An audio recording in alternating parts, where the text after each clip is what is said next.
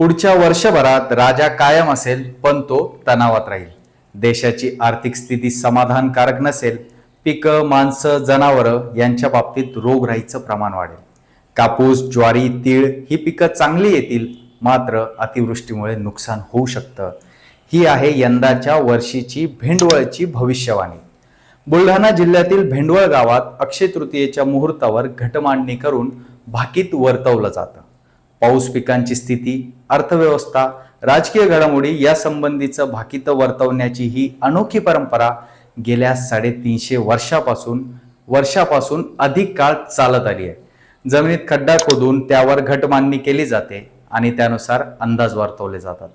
विदर्भ, मराठवाडा तसंच खानदेशमधून शेतकरी दरवर्षी ही भविष्यवाणी ऐकायला येतात आणि त्यानुसार पिकांच्या पेरणीचं नियोजन करतात. या भेंडवळच्या भविष्यवाणीत मान्सूनच्या हंगामाचा देखील अंदाज वर्तवला जातो. दुसरीकडे भारतीय हवामान विभाग देखील मान्सून बदलाचा अंदाज जाहीर करतो. नुकताच मान्सूनची स्थिती कशी असेल हा अंदाज हवामान विभाग अर्थात IMD ने वर्तवलाय. तेव्हा एकीकडे पारंपरिक भेंडवळचा अंदाज आणि IMD चा अंदाज नेमका कसा आहे आणि कोणता अंदाज अचूक ठरू शकतो याबद्दलची माहिती आपण या व्हिडिओतून पाहणार आहोत. नमस्कार, मी ऋषिकेश आणि तुम्ही पाहताय शिरस्ता. सुरुवातीला आपण भेंडवळच्या भविष्यवाणीबद्दल पाहू. साधारण 18 धान्यांची मांडणी करून त्यातील बदलांवरून अंदाज वर्तवले जातात. चंद्रभान महाराजांचे वंशज पुंजाजी महाराज आणि सारंगधर महाराज यांनी या वर्षीचं भाकीत वर्तवलंय. शेतकऱ्यांच्या दृष्टीने हे वर्ष आव्हानात्मक असल्याची भविष्यवाणी केली. त्याला कारण म्हणजे पाऊस. साधारण मान्सून हंगामाचे 4 महिने विचारात घेतले तर जून ते सप्टेंबर या कालावधीत विचार करता हा अंदाज वर्तवला गेलाय. भेंडवळच्या भविष्यवाणीनुसार पहिल्या महिन्यात म्हणजेच जून मध्ये पाऊस लहरी स्वरूपाचा असेल, कुठे कमी तर कुठे जास्त प्रमाणात असेल. त्यामुळे सर्वत्र पेरण्या होणार नाहीत.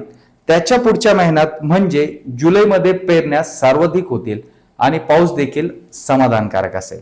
त्याच्या पुढच्या 2 महिन्यात ऑगस्ट आणि सप्टेंबर मध्ये पाऊस चांगला असेल, पण या शेवटच्या 2 महिन्यात अतिवृष्टी होऊन नुकसान होण्याची शक्यता आहे. ही झाली भेंडवळची मान्सून हंगामाविषयीची भविष्यवाणी. आता बघूयात भारतीय हवामान विभागाने वर्तवलेला अंदाज. IMD मान्सून बद्दलचा अंदाज एप्रिल महिन्याच्या मध्याला आणि मे महिन्याच्या अखेरीस जाहीर करतात. नुकताच जाहीर केलेल्या अंदाजानुसार यंदाच्या मान्सूनवर अल निनोचे संकट आहे. प्रशांत महासागरात निर्माण होणारा उष्ण प्रवाह जो मान्सूनच्या मार्गात अडथळा ठरतो. त्यामुळे भारतीय उपखंडात पाऊस कमी पडतो. त्याचा फटका प्रामुख्याने शेतीवर अवलंबून असलेल्या अर्थव्यवस्थेत बसतो. तर हा अल निनो यंदा सक्रिय असणार आहे. तसंच या वर्षीच्या सरासरीच्या 92% पाऊस असणार आहे, जो मागील 3 वर्षांच्या सरासरीपेक्षा कमी राहील.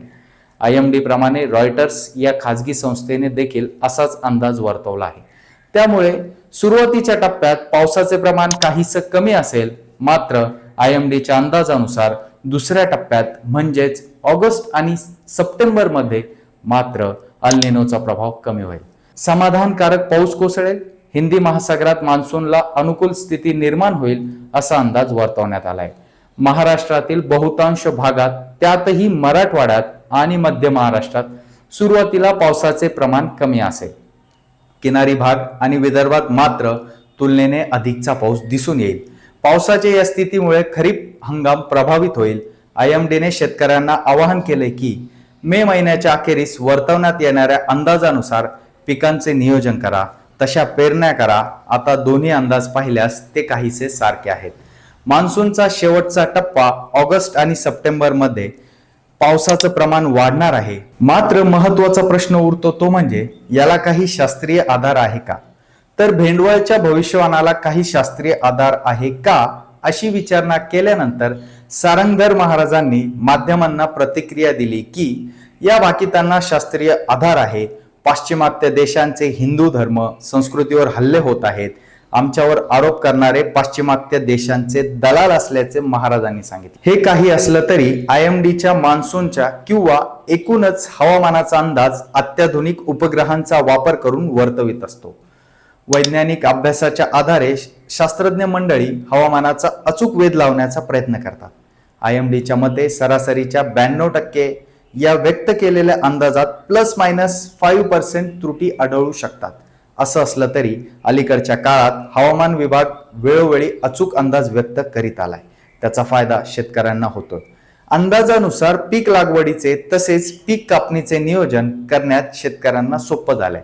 त्यामुळे IMDच्या अंदाजावर भिस्त ठेवल्यास शेतकरी फायद्यात राहण्याची शक्यता जास्त आहे. तेव्हा भेंडवळची भविष्यवाणी की हवामान विभाग या सगळ्याबद्दल तुम्हाला काय वाटतं ते कमेंट करून नक्की कळवा आणि अशाच माहितीपूर्ण व्हिडिओसाठी शिरस्तला जरूर सबस्क्राईब करा.